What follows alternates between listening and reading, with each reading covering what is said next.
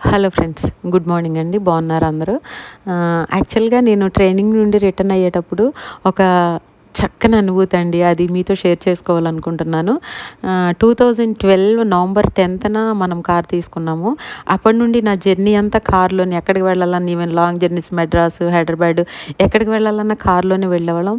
అసలు బస్సులో వెళ్ళే అవసరత రాలేదు. ఈవెన్ మొన్న ట్రైనింగ్కి వెళ్ళేటప్పుడు కూడా కార్లోనే వెళ్ళాము. 2012కి ముందు స్కూటీ ఉండేది నాకు, స్కూటీ పెప్లస్, అది వాడేదాన్ని. అప్పుడు లాంగ్ జర్నీస్ వెళ్ళే టైం రాలేదు. సో మొన్న హైదరాబాద్ వెళ్ళేటప్పుడు కూడా కార్లోనే వెళ్ళాము.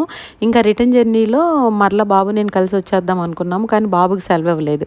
ఇంకా ఇదే ఛాన్స్ అనుకొని చెప్పేసి నేనేమన్నానంటే, నాన్న నేను బస్సులో వెళ్తాను, నాకు బస్ బుక్ చేయని చెప్పేసి అన్నాను. అంటే బాబు అయిష్టంగానే బస్ బుక్ చేశాడు. నిజంగా అండి నాకు ఎంత హ్యాపీ అనిపించిందంటే, ఇది బస్ అండి చూడండి, అది బెర్తలు, అదే 1/1 బెర్త్స్ ఉన్నాయి.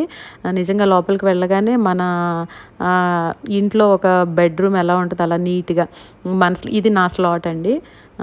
నాకు ఇచ్చిన బెడ్, అక్కడ ఒక పిల్లో, ఒక వాటర్ బాటిల్, ఇంకా ఇక్కడ ఏసీ పెట్టారండి.